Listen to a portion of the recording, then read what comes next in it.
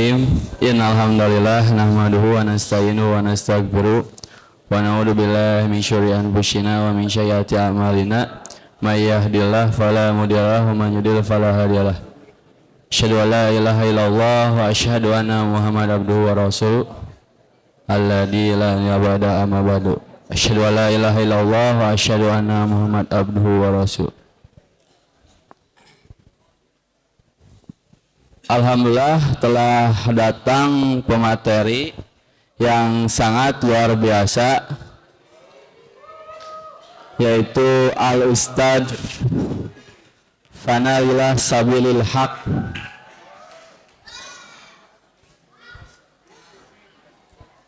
Pendidikan 1 UIN Bandung, jurusan Psikoterapi Islam. 2 Madrasah Tafsir Nurul Ilmi. Pengalaman organisasi, founder kita latih. 2 owner Ding Suka Kamu. 3 anggota Duta Damai Jawa Barat. 4 founder Benda Kampus Expo. 5 ketua bidang kajian ilmiah Himpunan Mahasiswa Islam UIN Bandung.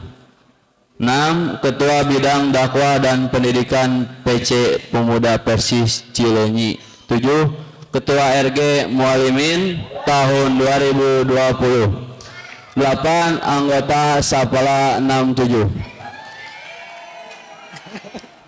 Langsung saja saya berikan waktu dan tempatnya kepada Al-Ustadz. Jangan ada yang berbicara.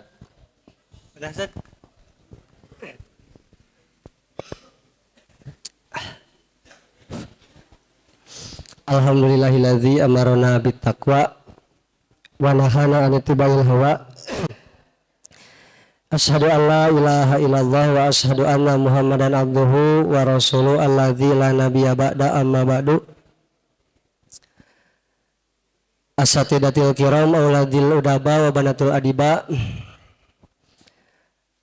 Para asatizah yang saya hormati dan juga para santri dan santriwati yang saya banggakan dan saya cintai. Apa kabar semuanya, Besti?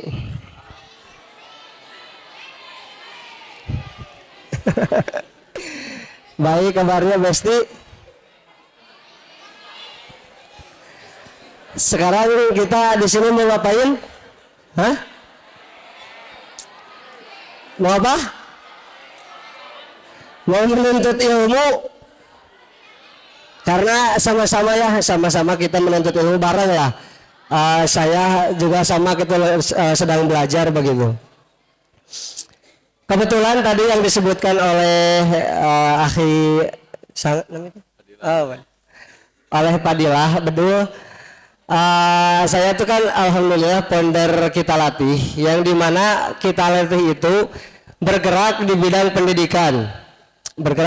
pendidikan.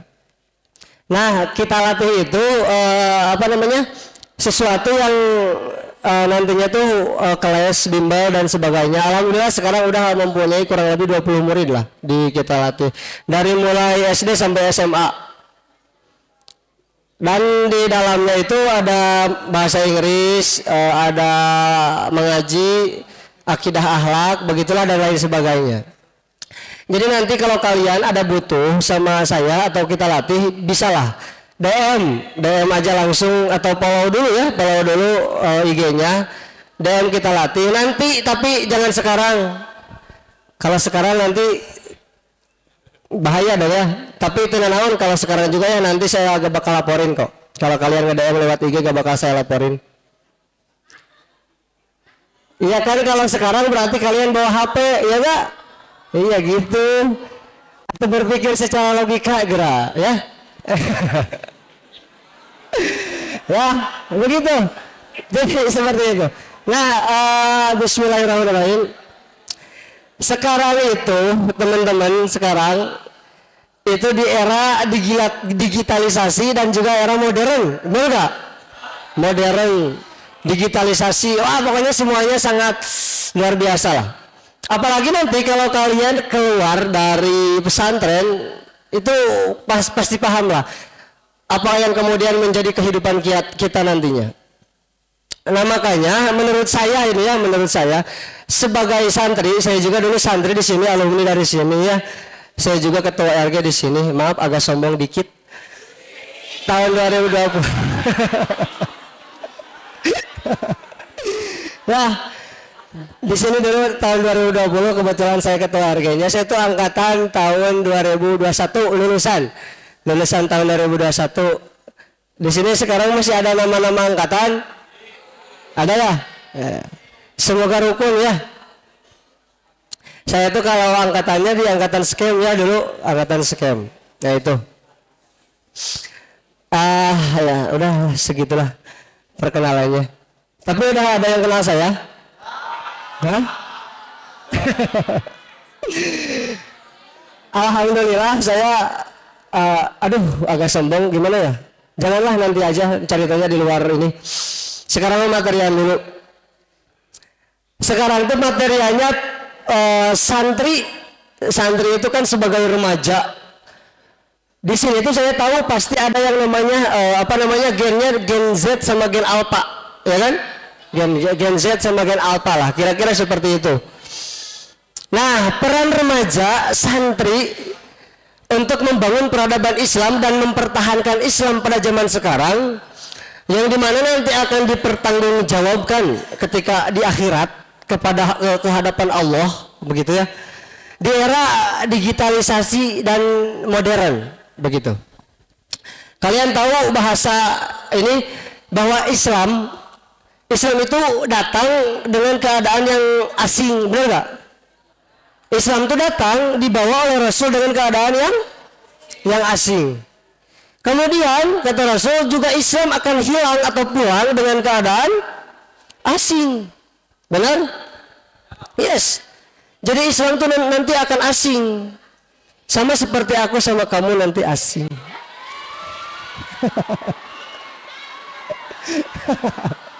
Hai. Gitu ya. Jangan sampai asing lah. Jangan sampai asing ya. Pertahankan. Setia lah. Tapi yang setia yang harus perlu kita ketahui daripada setia itu harus kita setia terhadap Allah ya. Kita harus setia. Begitu ya.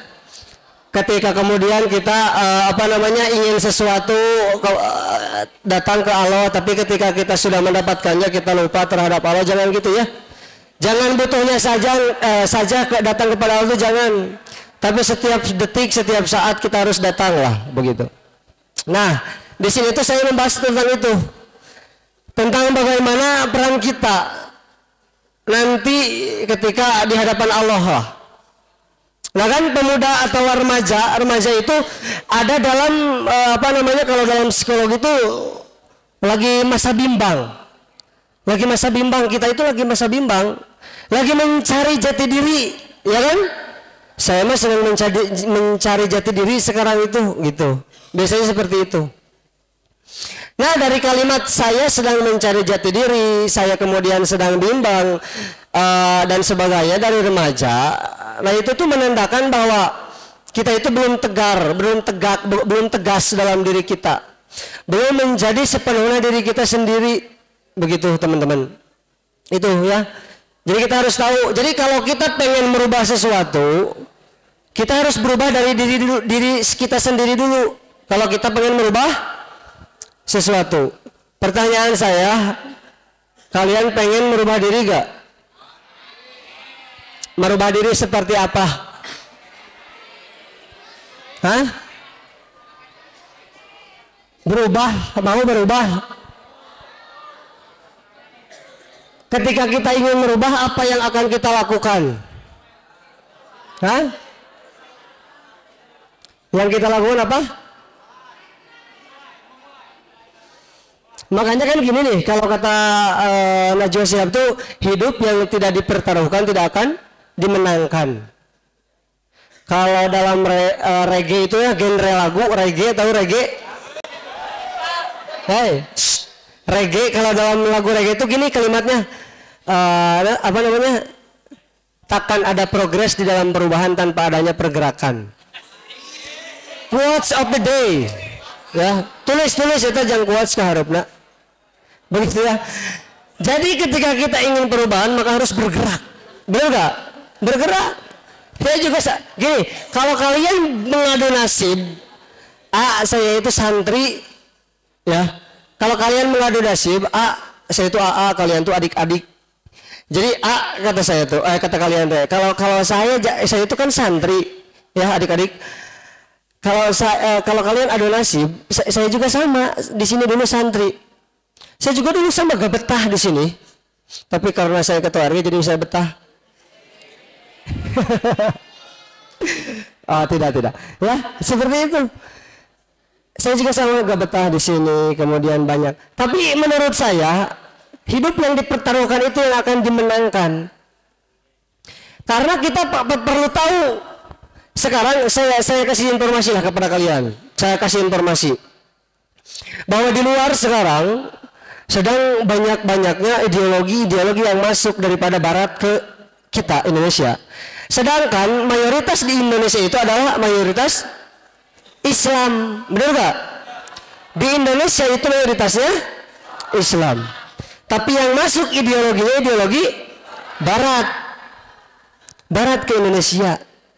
Makanya apa salah satu yang menjadi ideologi barat masuk ke Indonesia itu ke ranah Islam itu salah satunya dari passion. Ya. Saya tidak pernah melarang passion ke apapun itu, saya tidak pernah melarang passion. Yang terpenting sesuai syariat. Kalau wanita itu tutup auratnya, kalau perempuan itu jangan jamet minimal. Ya. Jangan jamet minimal. Oke? Skena aja skena.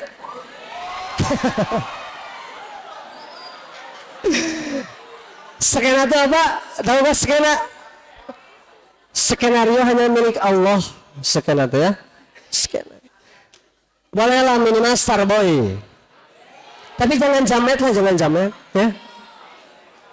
Itu jadi passion passion itu masuk ke Indonesia itu dari barat. Yang tadinya kita seorang wanita perempuan itu tertutup, apa namanya kalau bahasa pesantrennya itu menutup bukan membungkus gitu kan. Sekarang itu malah membungkus, padahal mereka memakai jilbab, memakai kaos kaki dan sebagainya, tapi membungkus. Ini passion saya, ketat gini nih, nggak boleh, itu nggak boleh kayak gitu.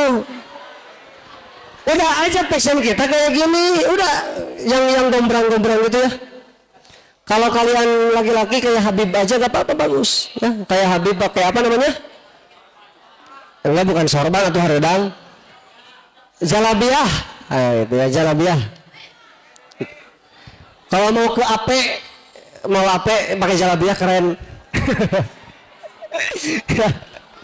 Ya, passion yang masuk ke kita, dan itu adalah doktrin dari barat. Tapi banyak orang Islam yang tidak sadar hal itu. Makanya di pesantren dikatakan yang namanya kita sebagai santri harus menutup aurat, bukan membungkus aurat. Karena di luar sana sekarang yang banyaknya itu bukan menutup tapi membungkus. Atau dilihat sama si Jalu ini nanti teh, ya nggak boleh. Nanti mengundang sesuatu yang negatif, ya nggak boleh ya. Udah aja passionnya yang gombrang-gombrang aja. Kalau kalian perempuan sok tutup semestinya sesuai syariat begitu. Kalau laki-laki sama juga sesuai syariat dan sebagainya. Itu salah satunya dari passion. Apalagi kita di lingkungan pesantren kemudian memakai baju-baju atau hal-hal passion yang kurang mengenakan lah. Itu tuh memang boleh, kata saya juga tadi, yang namanya passion tidak ada yang melarang. Tidak ada satupun orang yang melarang dalam passion. Tidak ada. Sok cari mau hadisnya enggak ada. Cuma harus sesuai syariat. Melarang mah tidak, tapi harus sesuai syariat. Makanya ada peraturan. Ada peraturan Islam, ada peraturan pesantren. Makanya saya katakan di sini, kalian sedang pesantren maka taati aturan pesantren. Dan pesantren memakai aturan contoh hal kecil yaitu tadi kata saya passion itu untuk menutup aurat kalian, karena yang dosa bukan pesantren sebenarnya tapi kalian. Kenapa pesantren gak dosa? Sok, siapa yang ngomong kalau pesantren dosa ketika bilang itu? Siapa sok? Ada gak? Pesantren gak bakal dosa. Kenapa? Karena pesantren sudah punya aturan. Aturan adalah pengingat, dan setiap manusia yang mengingatkan orang kemudian orang itu tidak pernah ingat, maka orang itu yang akan menjadi dosa. Apakah si pengingat dosa? Oh tidak, saya sekarang di sini nanti dosa gak? Enggak. Saya sekarang di sini ngomong dakwah ke kalian, kemudian kalian tidak taat apa yang dikatakan oleh saya mah tidak dosa. Dan saya mah sudah mengingatkan, begitu? Makanya seluruh manusia, seluruh ustaz, seluruh pendakwah, karena ketika mereka berdakwah itu bukan yang berhasil itu bukan ketika mereka banyak pengikut, bukan ketika mereka banyak yang menyukai. Saya mah suka terhadap Ustaz Adi Hidayat, it's okay man. Saya mah suka terhadap Abdul Samad, gak apa-apa. Saya mah suka sama Ustaz Panal atau alhamdulillah, gitu ya. Ya gitu. Nah, gak apa-apa kalian suka gitu ya, kalian fans lah gitu ya, fans terhadap ustaz-ustaz atau terhadap pemain bola, pemain sinetron atau drakor atau K-popers, gak apa-apa. Tapi yang terpenting ini tadi ya, kembali lagi ke dakwah. Ustadz manapun ketika seorang ustadz itu menyampaikan ilmu, kemudian pengikutnya mau sedikit mau banyak, itu bukan kesuksesan seorang pendakwah. Tapi kesuksesan seorang pendakwah adalah menyampaikan ilmu. Ada orang yang pinter nih, pinter, jago, Al-Qur'annya luar biasa. Terus juga apa namanya, hadisnya hafal beribu-ribu hadis dan sebagainya, tapi tidak pernah dia sampaikan terhadap orang lain. Bahkan dia sombong, saya itu penghafal Al-Quran, saya itu penghafal hadis, saya mah tahu semua usul fikih, saya tahu gitu kan, tafsir semuanya udah saya udah paham lah semuanya, tapi tidak pernah disampaikan. Itu yang tidak sukses. Makanya ketika kalian punya ilmu sedikit pun, mengingatkan teman, keluarga dan lain sebagainya terhadap apa yang kalian punya ilmu, itu tuh udah suatu kesuksesan bagi mubalig, bagi manusia. Benar gak? Jadi seperti itu. Jadi kalian harus menyampaikan. Kalian punya ilmu sekarang di pesantren, belajar di pesantren, kemudian nanti kalian di rumah atau di luar digunakan atau punya dasar. Karena kan riset mengatakan sekarang di Indonesia khususnya ya, sebenarnya santri itu yang paling banyak ditunggu oleh masyarakat. Kenapa paling banyak ditunggu oleh masyarakat? Begini ya teman-teman, banyak sekarang kemudian guru-guru, ustadz-ustadz ya, ulama yang pergi lah, yang dipanggil oleh Allah, meninggal, wafat. Bener gak? Banyak gak? Banyak. Sedangkan ketika banyaknya ulama, ustadz, guru-guru kita yang meninggal, pertanyaan yang sederhana, siapa penerusnya? Siapa penerusnya? Kita. Pertanyaan saya, santri harus jadi ustadz gak? Hah? Gak harus. Biar saya aja yang jadi ustadz. Enggak harus semuanya jadi Makanya di sini dikatakan bahwa peran santri itu banyak. Selain jadi pendakwah, jadi ustadz, bisa jadi menjadi pengusaha, bisa jadi pengusaha, tapi pengusaha yang sesuai syariat Islam. Nah, kembali lagi ke pembahasan yang tadi, banyaklah santri kemudian nanti menjadi pendakwah, menjadi apapun itu. Tapi yang terpenting adalah riset mengatakan santri itu ditunggu oleh masyarakat. Karena kenapa? Karena sekarang banyak justru orang yang mengadu domba dan fitnah-fitnah berseliweran di dunia luar. Ya. Karena apa hal itu terjadi? Karena apa banyaknya fitnah, karena apa banyaknya adu domba dan sebagainya, itu karena apa ya? Ada yang tahu gak? Karena apa? Karena media sosial. Sok coba banyaklah artikel, jurnal atau apapun yang bisa kalian baca nanti. Sumber-sumber yang relevan. Makanya saya sarankan kalian banyak membaca ya supaya mantap. Itu riset mengatakannya seperti itu. Bahwa sekarang di Indonesia itu banyak kemudian dari santri tadi kan sama kata saya ditunggu. Karena banyaknya fitnah di digitalisasi modern sekarang. Yang dimana modern di zaman sekarang itu kan banyak fitnah berseliweran, banyak adu domba. Itu karena digital, karena medsos. Nah makanya saya kenapa kemudian mengatakan di sini bahwa santri itu harus senang lah. Kita jadi santri harus senang. Dulu saya juga sama seperti itu. Saya mikir gini, untuk apa gitu ya saya jadi santri? Padahal saya itu pengen jadi pengusaha. Padahal saya itu pengen jadi pejabat. Tahu gak pejabat itu apa? Pejabat itu pengangguran Jawa Barat. Banyak yang pengen jadi pejabat, jadi dokter dari pegawai negeri, PNS dan sebagainya. Sama. Tapi untuk apa saya jadi santri? Sedangkan ketika saya masuk ke SMA, saya itu bisa peluang itu menjadi yang terbaik, benar gak? Saya bisa masuk Unpad dengan gampang, saya bisa masuk UI dengan gampang dan lain sebagainya, benar gak? Tapi saya punya satu pendirian di dalam hati pada waktu itu. Pendirian saya satu, karena saya tahu waktu itu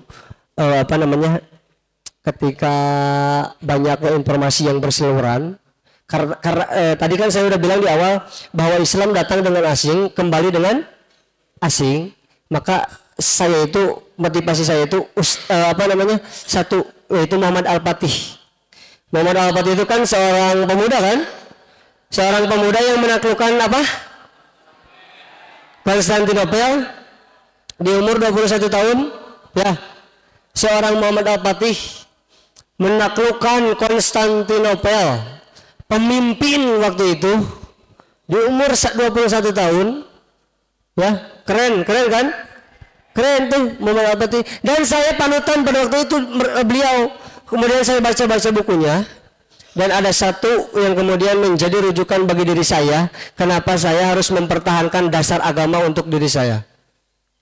Muhammad Al-Fatih mengatakan waktu itu ketika sedang berperang, bahwa kata Muhammad Al-Fatih bahasanya, Rasul kami tidak pernah bohong. Karena Konstantinopel itu sudah diramal oleh Rasul, sudah dijelaskan oleh Rasul di dalam hadis bahwa kata Rasul Konstantinopel akan ditaklukkan oleh orang Islam. Dan di situ motivasi Muhammad Al-Fatih, bahwasanya kata Muhammad Al-Fatih, Rasul kami tidak pernah bohong. Berarti dalil-dalil yang kemudian Rasulullah ucapkan, sabdakan, itu tidak akan pernah bohong dan meleset, akan senantiasa jadi dan terjadi. Makanya kata Muhammad Al-Fatih di situ meyakini ketika Rasul sudah bersabda, maka Rasul kami tidak pernah bohong. Dan saya melakukan itu karena saya tahu bahwa Islam pada hari ini sedang difitnah, bahwa Islam pada hari ini sedang diadu domba, pada hari ini sedang diasingkan. Maka dalam diri saya ditanamkan satu kalimat, yaitu nanti ketika ada di hadapan Allah saya akan berkata, ya Allah, bahwa sayalah yang selalu menjaga agamamu dari fitnah pada hari ini. Berani gak? Berani hal itu terjadi? Saya mau diadu lah, nanti mau diadu.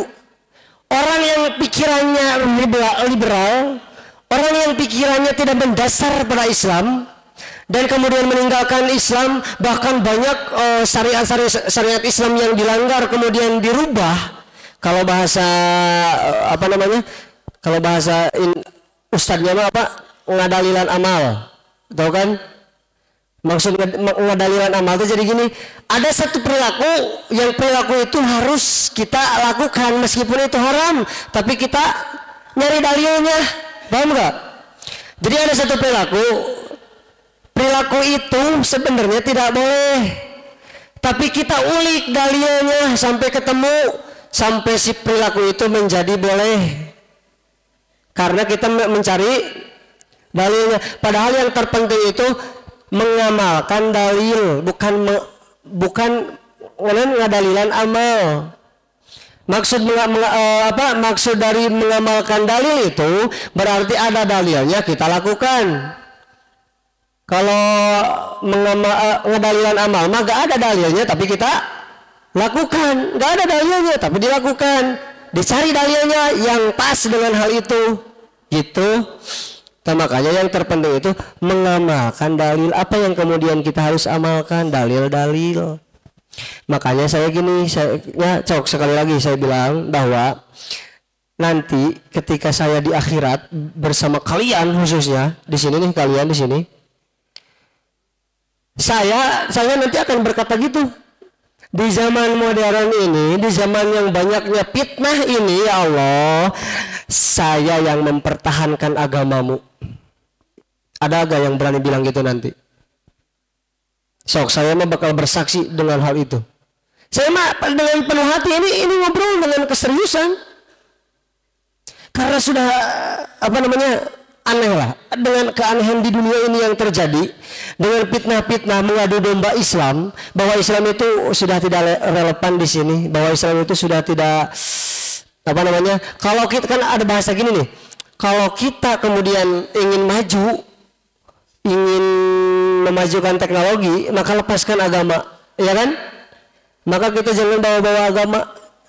Dan itu semua orang mengatakan, bahkan orang-orang Islam mengatakan itu. Tapi saya sendiri yang dalam hati saya mengatakan bahwa, kata saya tadi, sok saya tantang nanti kalian, saya di hadapan Allah nanti, saya akan bilang, siapapun orang yang terbawa oleh arus fitnah, terbawa oleh arus digital, teknologi, dan tidak percaya Islam, hanya saya mungkin satu orang nanti yang akan bilang, ya Allah, saya yang mempertahankan agamamu nanti. Kalau kalian tidak ingin jadi santri, kalau kalian tidak ingin dasar-dasar Islam, sok mangga, gak apa-apa saya. Kalau kalian tidak tahu dasar-dasar Islam, begitu, tidak mau belajar Islam, dirasatul ilmu tentang Islam, sok gak apa-apa. Gak bakal rugi pesantren, gak bakal rugi. Tapi nanti yang saya akan bersaksi, oke? Saya akan bersaksi dengan hal itu. Itu motivasi saya itu dari dulu. Kemudian saya datang ke universitas di dunia kampus. Dunia kampus itu luar biasa anehnya, ya. Banyak sekali godaan-godaan, dari mulai godaan wanita, dari mulai godaan ideologi, ya. Dari mulai godaan-godaan doktrin nanti kan banyaklah doktrin ideologi yang kemudian akan kita terima, banyak nanti. Nah, di situ saya mohon kepada kalian untuk tetap berpegang teguh pada ajaran agama Islam. Harus berpegang teguh. Dulu saya pernah ditanya waktu saya ngisi di Garut, ya, tabligh akbar waktu itu. Saya ditanya sama salah satu jamaah, Ustaz, katanya bagaimana untuk kita supaya istiqomah di era digital ini. Jadi pertanyaannya adalah istiqomah dengan mempertahankan ajaran kita, padahal banyaknya informasi-informasi yang kurang. Contoh gini, informasi yang kurang bukan hanya informasi tentang Islam yang diadu domba, tapi informasi yang berseliweran di medsos juga ternyata banyak perbedaan daripada Islam. Benar nggak? Banyak perbedaan. Nah, alhamdulillahnya kalian di sini masih termurnikan, ya kan? Sok coba kalian kalau pulang ke rumah, kemudian kalian lebih fokus ke ajaran Islam, lihat di YouTube, di Google, dimanapun lah itu, di medsos semuanya, lihat perbedaannya, kalian lihat. Pasti banyak sekali hal-hal yang beda, yang menjadi kita itu bingung, ya gak? Bingung, kita itu dengan ajaran Islam itu nantinya bingung, tahu? Ya, pasti bingung. Karena kata si ini gini, kata yang ini gini. Bahkan ada yang bilang bahwa Islam tidak relevan, bahwa pada hari ini adalah zamannya teknologi, kita udah gak boleh bawa agama gitu. Itu banyak berseliweran. Nah, itu tuh di luar. Makanya saya bilang kenapa kalian di sini termurnikan, karena di sini kalian tanpa adanya hal itu. Jadi kalian belajar agama terus. Kalau udah keluar nanti insya Allah kalian bakal paham hal-hal itu, ya. Nah, dari hal itu nanti akan menjadikan diri kita itu orang yang bingung. Orang yang bingung yang kemudian apa ya yang kemudian nantinya harus kita lakukan. Makanya ada pertanyaan dari seorang jamaah itu, bagaimana kemudian istiqomahnya kita dalam ajaran-ajaran Islam supaya ajaran Islam itu tetap ada pada diri kita di era modern sekarang, global sekarang. Kira-kira menurut kalian seperti apa yang harus kita istiqomah? Hah? Jadi supaya kita istiqomah di era modern sekarang, mempertahankan dasar-dasar Islam itu seperti apa? Ada yang tahu gak? Itu pertanyaannya sangat sederhana, belum pertanyaan yang bagus itu. Halo? Apa kabar? Hah? Ada yang tahu gak? Saya capek tuh ngobrol wae kalianin. Cok, harudawe di sini mah? Di Tasik emang harudawe ya? Tapi gak seharudang aku lihat kamu sama dia kan? Ya sok, ngobrol, dah saya capek ngomong sendiri, Sok, kalau kita ingin istiqomah, ya kan? Ingin istiqomah dari hal dasar-dasar Islam yang kemudian sekarang di era yang sangat teknologi, yang sangat modern, yang banyaknya fitnah, yang banyaknya ilmu-ilmu yang berkembang, tapi kita ingin istiqomah bahwa saya Islam, saya inginnya istiqomah. Apa? Ada yang tahu gak? Hah? Apa? Tauhid nomor wahid gitu. Apa? Sok apa we? Apa we lah? Gimana kalian? Saya mah capek. Hah? Ya, kalian gak mau istiqomah? Ini gini, saya nanya gini tuh biar kalian yang istiqomah. Apa pertanyaan dari tadi? Apa sih namanya? Pertanyaan dari jamaah saya. Katanya, Ustaz, saya pengen istiqomah di era digital sekarang dengan mempertahankan ajaran Islam. Apa? Seperti apa? Apa aja salah satunya? Satu aja. Hah? Belajar ilmu agama, menjauhi hal-hal yang negatif, melaksanakan salat. Nah gini, istiqomah itu apa? Hey, halo everybody. Istiqomah itu apa? Istiqomah itu konsisten. Jadi istiqomah itu harus terus menerus, gitu kan? Nah, istiqomah itu sebenarnya harus konsisten di dalam kebenaran. Yang pertama itu istiqomah harus konsisten dalam kebenaran. Dan yang kedua, istiqomah adalah mencegah daripada kemungkaran. Itu adalah istiqomah. Jadi tidak ada, aduh alhamdulillah saya istiqomah mabok. Apa kabar ya? Mana istiqomah mabok? Saya alhamdulillah istiqomah kabur di pesantren, ngarokok di pesantren. Ya.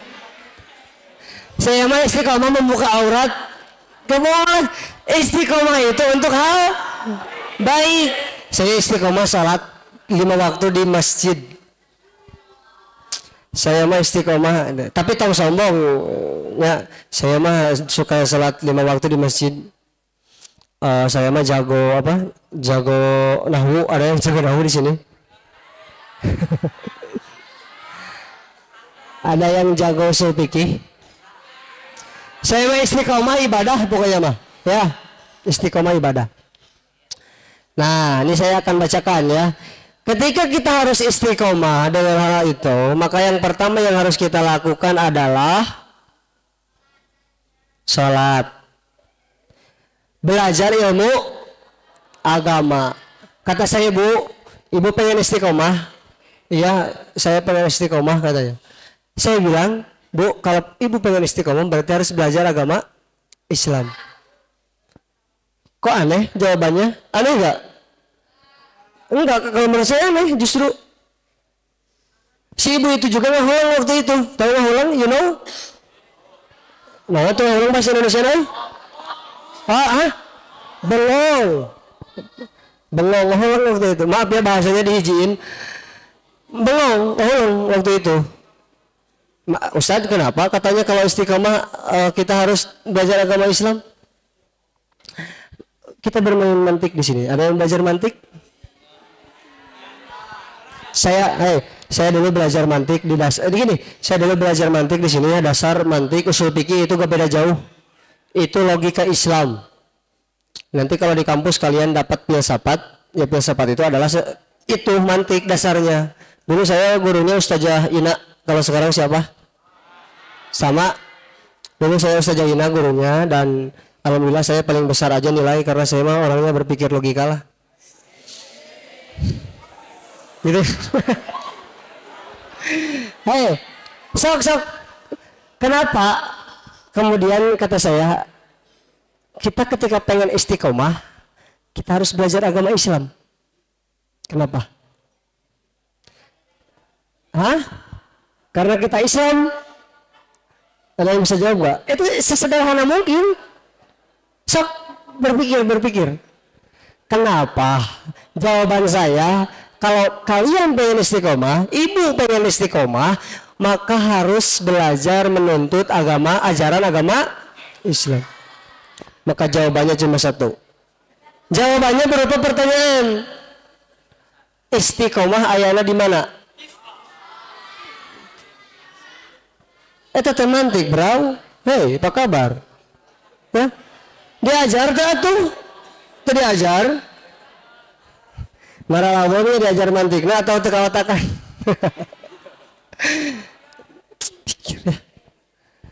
Jadi istiqomah ada di mana?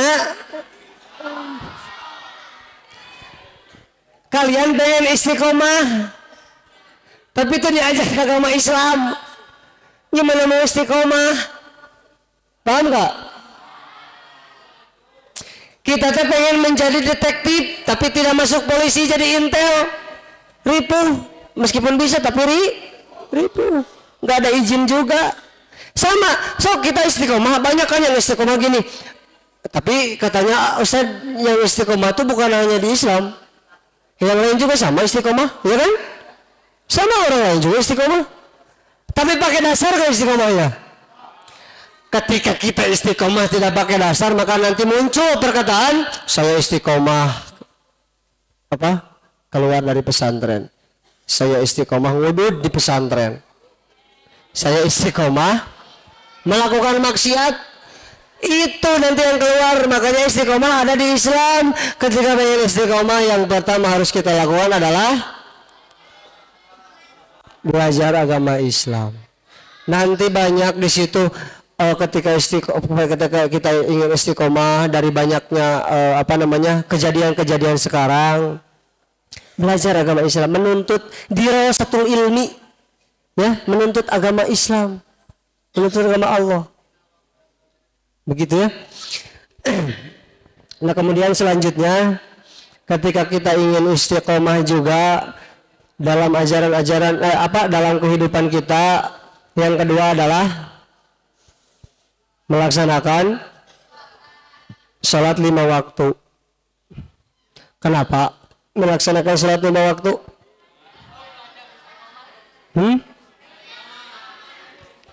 Teorinya gini, kita harus paham ya bahwa agama sholat itu ibadah yang sakral, benar gak? Islam itu agama sakral. Islam itu ibadah yang penentu daripada ibadah yang lain. Tiangnya agama apa? Tiang agama apa? Salat. Pemuda yang keren itu ketika senantiasa istiqomah melaksanakan. Makanya kan quotes-nya apa? Perbaiki salatmu maka akan Allah perbaiki hidupmu. Ya. Nantinya masuk ke sini nih. Ketika kita sudah istiqomah salat, nanti masuk sama saya dijelasin. Salat kenapa kemudian saya katakan di nomor 2? Karena kita salat, tadi udah belajar agama, kita tahu istiqomah, kita tahu salat.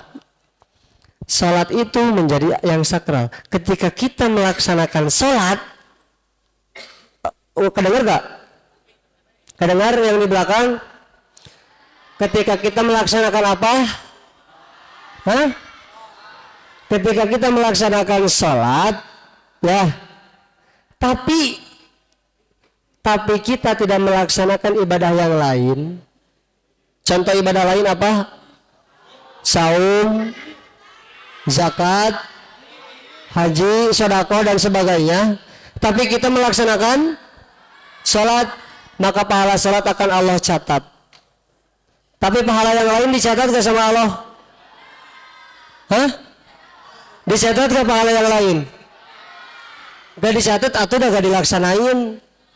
Kan tadi kita teh gak saum, gak zakat, gak haji, gak sedekah, tapi kita teh suka sholat, Allah tetap catat satu sholatnya.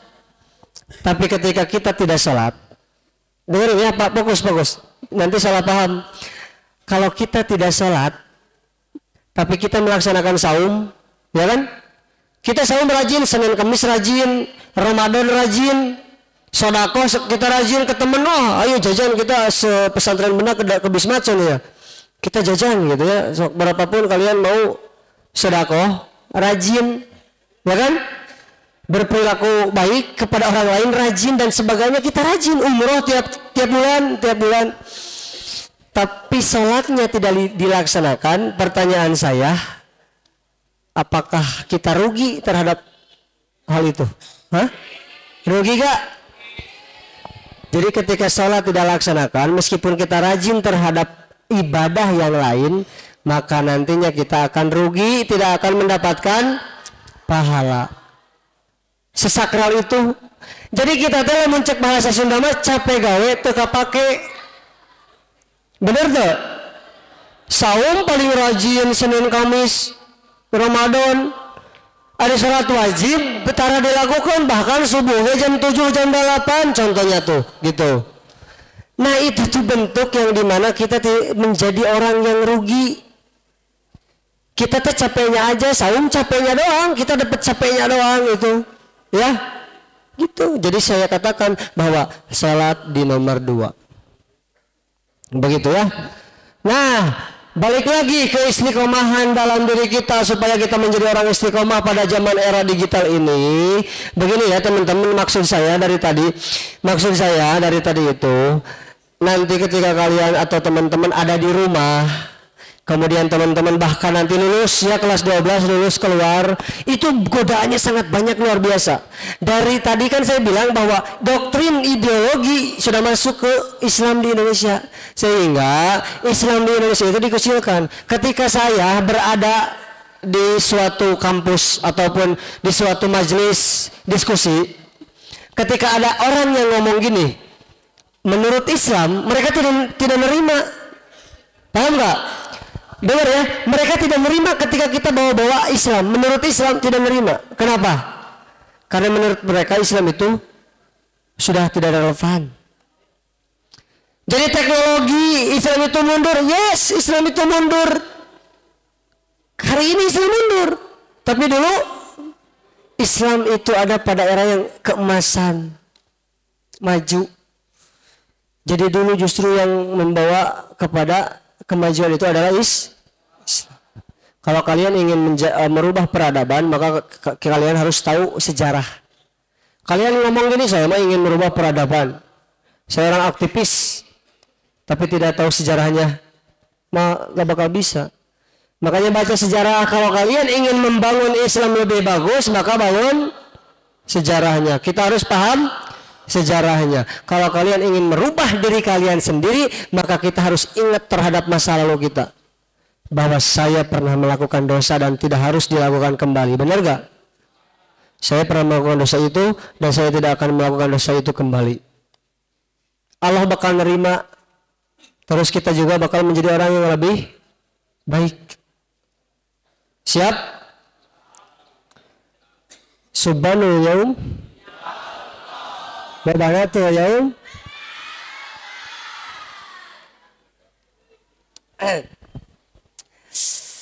Nih cerita.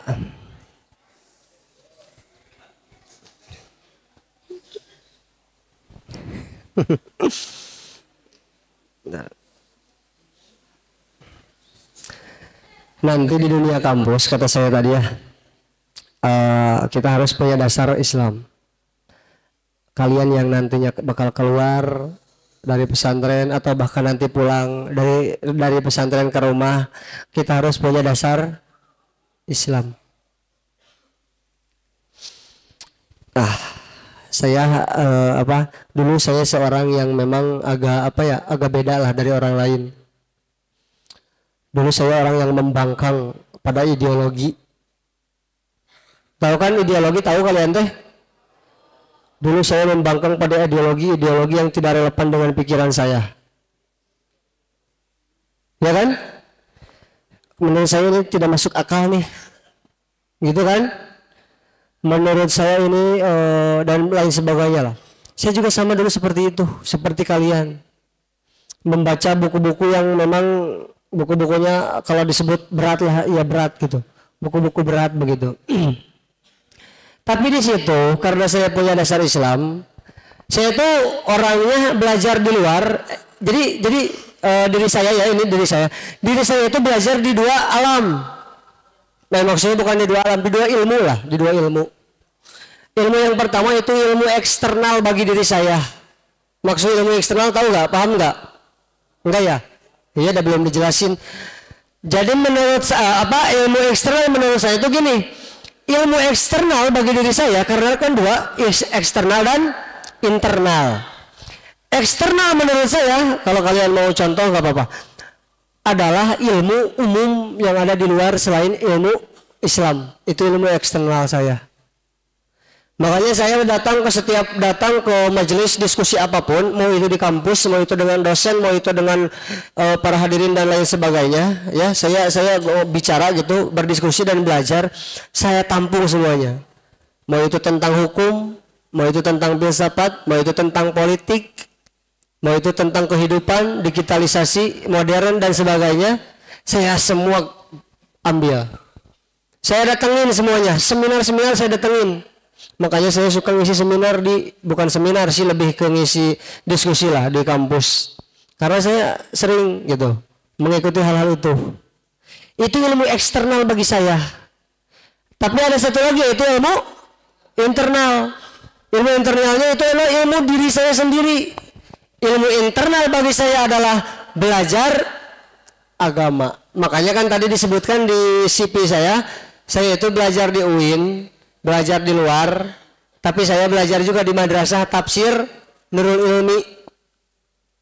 Kalau kalian kalau mau tahu, tafsir Nurul Ilmi itu adanya di Cileunyi. Tahu Cileunyi? Ada orang Cileunyi di sini? Hah? Kamu Cileunyi? Cileunyi itu bagian Bandung Timur. Ada, gimana ya? Cileunyi itu bukan Bandung sebenarnya.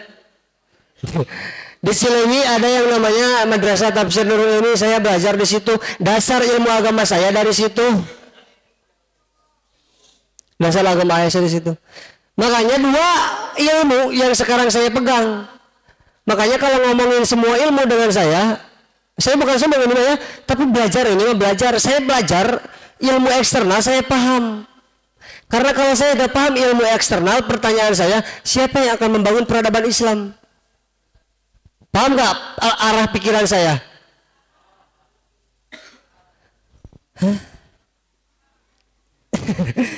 Arah pikiran saya gini, saya kan bilang, saya punya dua ilmu yang kemudian menjadi rujukan bagi diri saya. Ilmu internal dan ilmu eksternal. Ilmu eksternal saya di luar kampus.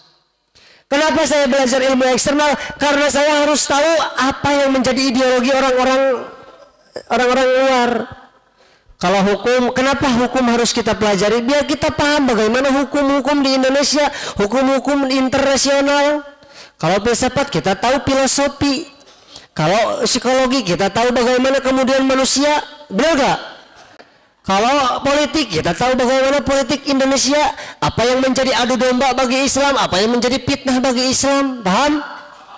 Kalau kita selalu mempelajari ilmu-ilmu itu, ilmu umum yang kemudian orang-orang lain, orang-orang barat khususnya pelajari, maka orang sebagai orang Islam kita tahu, oh itulah pikiran mereka ingin menghancurkan Islam.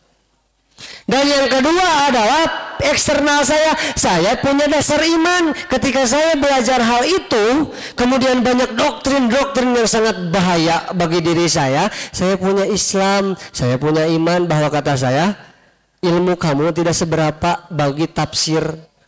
Coba kalian belajar tafsir, belajar kitab ya, kitab entah itu kitab del autor, entah itu kamu tafsir, entah itu kitab Fathul Bari, entah itu kitab apa namanya kalau di sini tuh Tajridus Sharih, terus apa namanya Sulbul Salam, dan kalian pelajari kitab itu, apa yang dikatakan daripada hukum, apa yang dikatakan daripada filsafat, apa yang dikatakan daripada politik, semua ada di kitab itu dan semuanya atah bagi saya. Tahu atah? Gak ada apa-apanya di bawah. Kalau kalian belajar kitab, saya tuh belajar kitab tafsir di Nurul Ilmi itu. Jadinya saya bisa mengatakan hukum kamu itu terlalu sepele bagi saya. Filosofi filsafat kamu itu terlalu sepele bagi saya. Karena saya belajar dasar Islam, itulah yang disebut dengan ilmu internal dan eksternal. Kita bagaimana kemudian ingin membangun peradaban Islam kalau kitanya aja tidak tahu apa yang ada di pikiran mereka? Tahu gak pikiran orang Yahudi ingin merusak Islam dari apa? Selain passion, food, ya kan? Apalagi? Hah? Apa? Food, passion, pace, terus apalagi ya? Banyak, fun kan? Dan lain sebagainya, game-game sebagainya.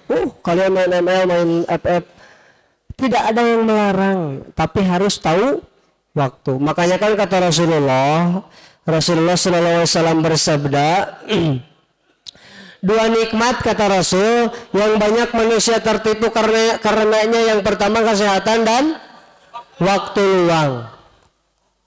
Waktu luang kita itu menjadikan diri kita harus belajar, bukan justru main. Jadi gini, perbanyak ibadah sama belajar. Main itu setelah kita belajar dan ibadah, bukan main dulu baru belajar. Bener gak? Kalau kalian tahu sekarang banyak atau motivator yang bilang gini, kita itu harus apa? Harus naik dulu kan? Ya gak? Harus naik dulu. Naik dulu. Kita mau ke puncak gunung aja naik dulu. Bener gak Sapala? Sapala? Kita pengen ke puncak gunung naik dulu. Capek tuh. Capek tuh. Capek. Mungkin tuh orang yang ke puncak gunung turun dulu. Gak mungkin, gak bakal ada yang namanya mungkin. Kita pengen, ya Allah saya pengen ke Rinjani sekarang. Dari Benda ke Rinjani turun dulu, naik dulu. Naik dulu. Teori Gunung Wae, Sapala dengan kerja, teori Gunung Wae mengatakan bahwa kita harus naik dulu baru turun. Ini kita pengen kaya, pengen sukses dunia akhirat, tapi pengennya turun terus. Apa kabar brother? Kita harus naik dulu. Berarti maksud dari naik di situ kita harus capek dulu. Kita harus belajar dulu. Pengen sukses, ya belajar dulu. Pengen jadi orang kaya, ya berusaha dulu. Emang orang kaya nomor satu di dunia, nomor satu di Indonesia tidak belajar, tidak berusaha. Tapi berusahanya berbeda. Makanya kita juga kan ketika berbeda, ya gak apa-apa. Cara saya seperti ini, cara Anda seperti itu. Nanti kita bertemu di kesuksesan yang sama. Itu motivator. Ini mah kita pengen baik, pengen bagus, pengen sukses, pengen kaya. Tapi turun dulu, teori gunung tidak ada. Ingat ya, kata saya tadi apa? Teori gunung. Kita mau ke gunung manapun gak mungkin kita turun dulu, tapi naik baru sampai puncak. Bener gak? Sampai puncak. Itu teori gunung. Alam itu mengajarkan kita bahwa segala sesuatu itu harus baik. Itu teori gunung aja mengatakan kita harus naik. Terus kita belajar. Kita di sini menuntut ilmu. Ya, di waktu luang kita di waktu luang justru harus banyak membaca. Setelah kita paham dengan alur-alur itu, dengan ilmu-ilmu yang kemudian kita. Tapi ingat ya, satu dari saya ingat ini kepada kalian, ilmu itu harus dengan guru ya. Oke? Jangan baca sendiri ya. Saya tidak pernah baca sendiri. Saya ketika baca pasti didiskusikan dengan guru. Pasti saya mah. Karena bahaya. Emang kita tahu sok apa yang ada di dalam kitab. Kata Rasul 2 nikmat dan luang waktu. Kalau kita tidak didiskusikan atau ditanyakan kepada guru kita bakal salah paham. Benar gak? Banyak yang salah paham. Makanya kata saya tadi ingat ya, teori tentang sholat. Jangan salah paham, oke? Jadi sholat itu kenapa sakral? Karena ketika sholat kita diterima oleh Allah semua amal, tapi kalau gak sholat semuanya rugi. Kalau kita gak tahu hal itu bahaya, ya. Jadi kalian harus senantiasa melakukan sholat. Gitu ya teman-teman. Harudang lah. Curhat ya mah harudang. Saya tuh orang Cikalong ya kalau pengen tahu mah. Cikalong teh adanya di Tasik Selatan. Kalau bahasa saya mah Turki. Turunan kidul. Selatan kidul kan bahasa Sundanya. Nah, Cikalong tuh ada singkatan tahu. Cinta kepadamu tak tertolong.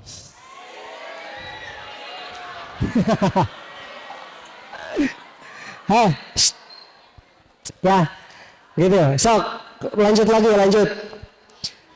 Jadi kita harus menjadi pribadi muslim pemuda santri yang ingin merubah peradaban Islam. Kuatkan iman dan ukhuwah kita, oke? Siap? Kuatkan iman kita, kuatkan ya. Belajar ilmu agama, salat 5 waktu. Kita harus tahu sejarah, kita harus banyak belajar. Ingat kata saya tadi, kita harus punya 2 ilmu eksternal dan ilmu internal. Sok pelajari ilmu dimanapun, tapi kita harus dengan guru. Ilmu umum kita tahu, supaya kita nanti tahu bagaimana kemudian pikiran orang ingin menjatuhkan Islam. Kemudian yang keduanya, dasar kita tidak akan pernah goyah karena kita punya dasar Islam.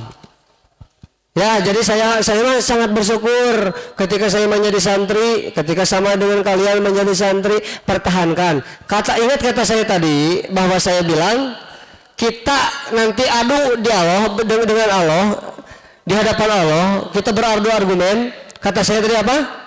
Ya Allah, saya di era yang banyaknya fitnah terhadap agamamu, maka saya lah satu-satunya orang yang mempertahankan agama Allah. Ingat Muhammad Al-Fatih bilang apa?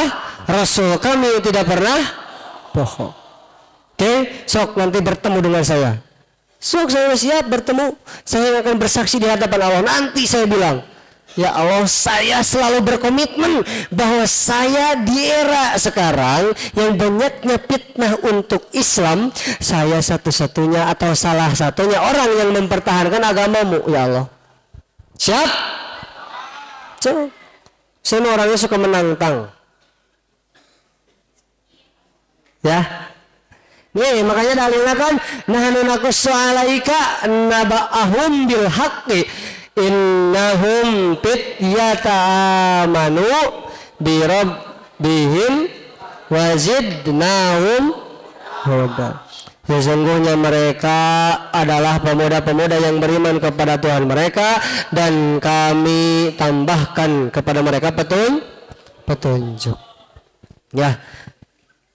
Jadi kalian harus menjadi pionir yang baik. saya bilang gini ya, kan banyak sekarang yang viral. Kalau kalian tahu ataupun tidak tahu tidak apa-apa yang viral. Saya tidak pernah membahas yang viral, tapi saya membahas sesuatu yang di hari ini dan ke depannya. Paham nggak? Kenapa saya membawakan materi ini? Karena materi ini itu untuk di hari ini dan ke depannya. Masa depan Islam dan kalian itu ada pada diri sendiri. Oke? Jadi saya di sini sebagai motivasi. Gitu ya, sebagai motivasi terhadap kalian. Sok, hayu bareng-bareng nanti kita ketika di luar. Sok, ingat kata saya juga, ketika di luar, jadikan dasar agama Islam itu menjadi patokan bahwa ilmu kita ke agama kita, Islam atau ibadah kita kepada Allah itu tetap ada, rajin. Ya, siap ya?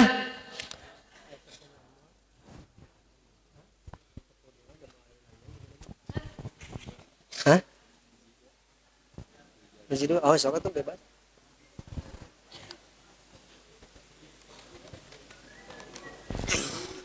Capeknya kalau aduh ya Allah. Cek. Ada yang bertanya tidak? Rijal 1 dan Donat 1. Sok we, sok itu we.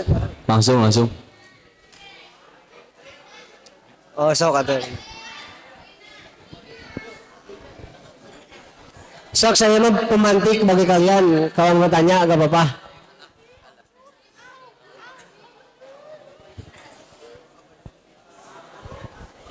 Cek, bismillahirrahmanirrahim. Perkenalkan, nama saya Nasrullah dari kelas 12 Tahosus.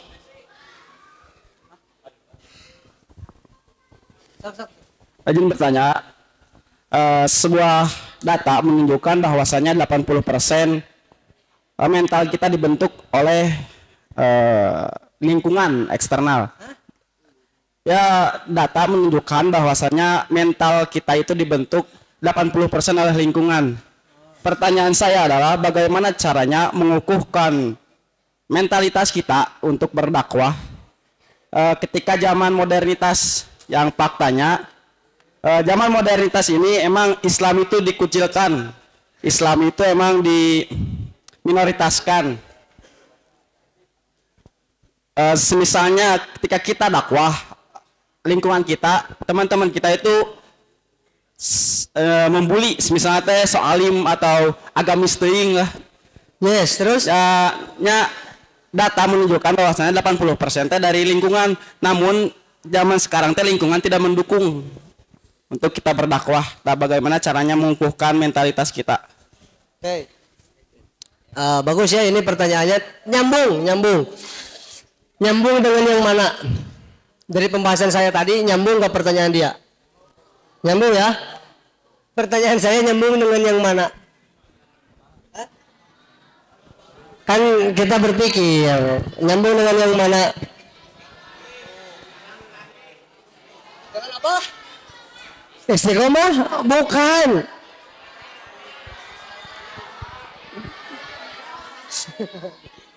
Nih saya jawab langsung ya. Saya jawab. Nyambungnya dengan komitmen saya kepada Allah. Iya enggak? Yang ditanyakan beliau itu adalah sesuatu sesuatu yang bahwa lingkungan itu mempengaruhi. Benar. Pembahasan saya tadi itu bahwa lingkungan mempengaruhi maksudnya juga sama. Ketika kita berada di lingkungan yang sangat tidak agamis, kitanya agamis, kita ingin dakwah maka dikucilkan, benar gak? Dan kita susah masuk di situ.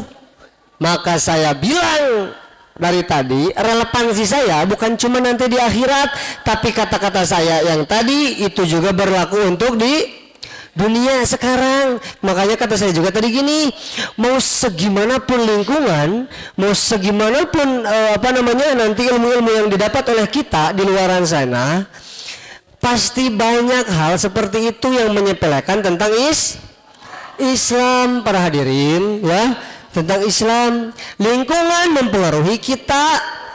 Makanya yang terpenting daripada kita adalah yang pertama tadi kata saya istiqomah. Nah, istiqomahnya tidak lewat apa?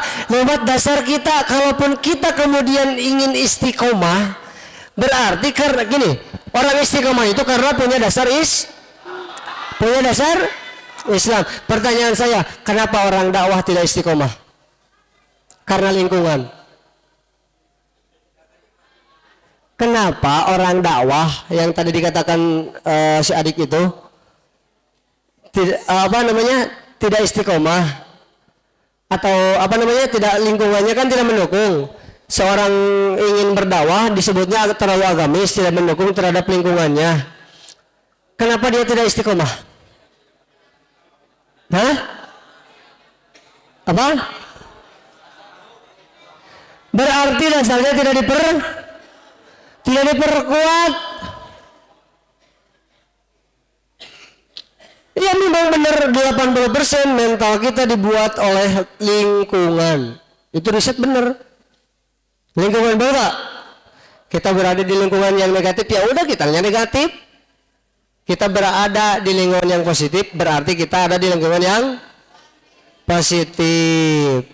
Makanya saya tadi bilang bahwa saya satu-satunya ya Allah yang mempertahankan agama Allah, agama Islam. Ya. Itu jadi intinya yang pertama harus kita lakukan, tetap harus ada pada istiqomah bahwa saya punya dasar.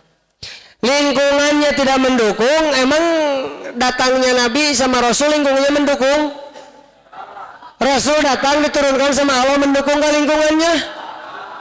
Emang Nabi Muhammad dicintai? Emang Nabi Muhammad tidak dikucilkan? Dicintai gak? Dicintai sekarang, dulu dikucilkan. Datang Islam kepada Nabi Muhammad dikucilkan gak? Dihina gak? Lingkungannya buruk gak?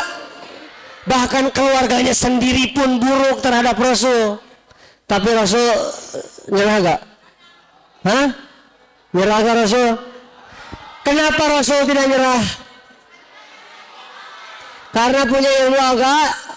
Iya, karena Allah sudah menurunkan kepada Rasul, kemudian Rasul sampaikan, mau saya tidak diterima tidak apa-apa kata Rasul.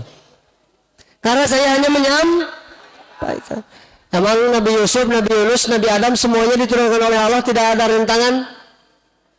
Hah? Orang baik ketika mempunyai hal baik itu akan senantiasa diuji dengan lingkungannya. Riset mengatakan orang yang baik ingin merubah lingkungan yang baik, maka hukum sosial dan lingkungan akan menjadi ujian bagi mereka.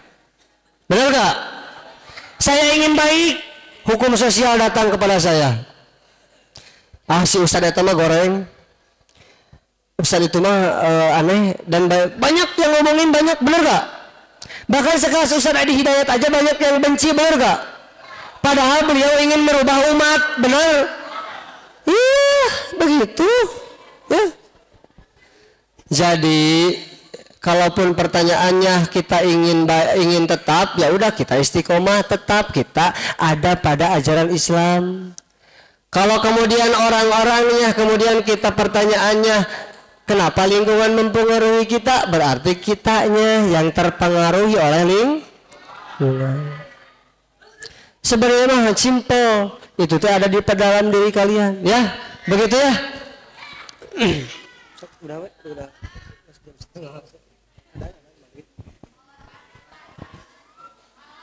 Terima kasih ya, dikembalikan ke MC. Kalau mau nanya nanti di DM aja.